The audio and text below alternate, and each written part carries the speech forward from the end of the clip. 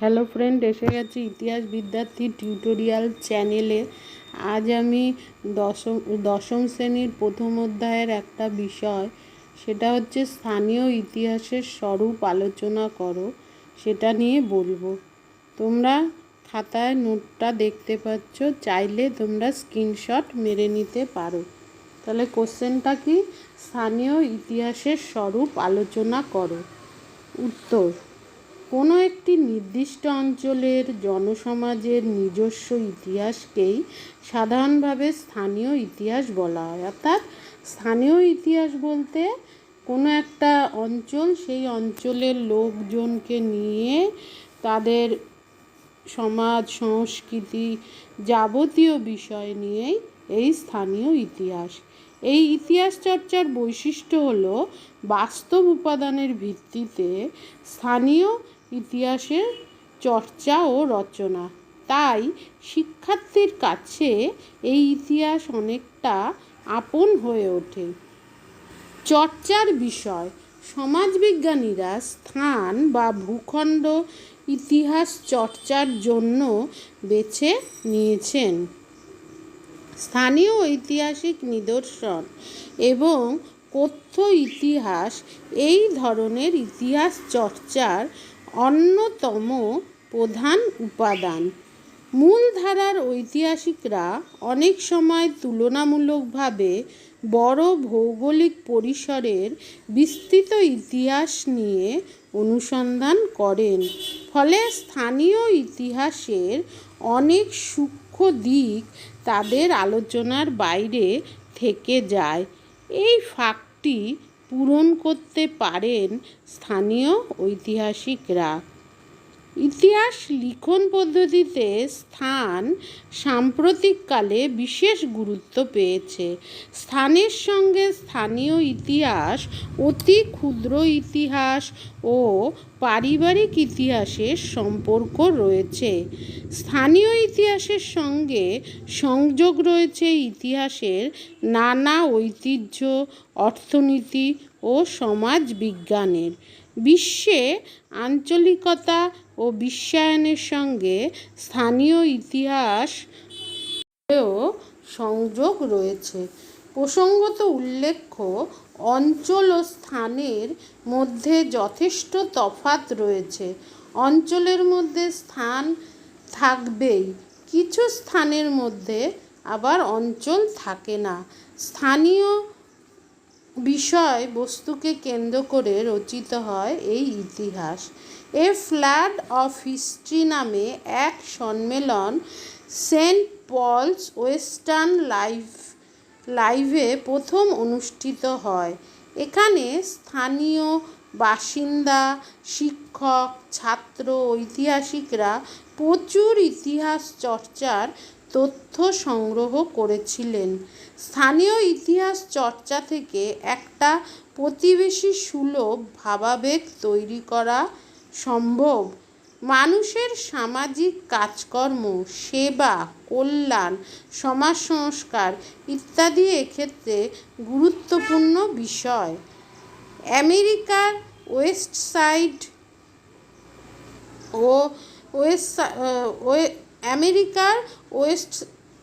West side কনফারেন্সে স্থানীয় ইতিহাসকে বলা হয়েছে community empowerment through neighbourhood history. বৈশিষ্ট্য কি? স্থানীয় ইতিহাসের উপাদান হিসাবে উপকথা, লোককথা ও কিংবদন্তিগুলোর ওপর গুরুত্ব আরোপ করা হয়। এই ইতিহাসের বড় বৈশিষ্ট্য হল স্থানীয় উন্নয়ন ও সচেতনতা। কোনো স্থানের জীবনযাত্রা প্রণালী, সংস্কৃতি, মনস্তত্ত্ব, নাগরিক জীবনের অতীত, বর্তমান সবটাই এই স্থানীয় ইতিহাসে গ্রহণ করা হয়। 1960-এর দশকে স্থানীয় ইতিহাসের যেসব বৈশিষ্ট্যের কথা উল্লেখ করা হয় তা হলো: একটি নতুন গ্রামের ইতিহাস, নতুন শহরের ইতিহাস, নতুন স্থানের ইতিহাস এবং সেখানকার পরিবার, নারী, পুরুষ, যুবক, যুবতী, শিশু সকলের কথা নিয়ে গড়ে ওঠে স্থানীয় ইতিহাস। এর মূল্যায়ন, পরের পয়েন্ট। সবশেষে এটাই বলা যায় যে প্রতিটি জেনারেশনের জন্য নতুন করে ইতিহাস রচনা করা আজ দরকার, যার উৎসই হলো এই স্থানীয় ইতিহাস। কোনো স্থান পরিক্রমা করে সেখানকার নানা ঘটনা বিশ্লেষণ করাই হলো এই ইতিহাস চর্চার মূল দিক।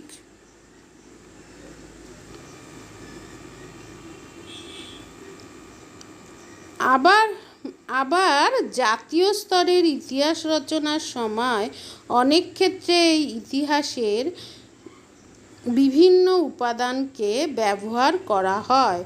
এই ইতিহাস বলতে এই স্থানীয় ইতিহাসের অনেক উপাদানকে এই জাতীয় স্তরের ইতিহাস রচনার ক্ষেত্রে ব্যবহার করা হয়।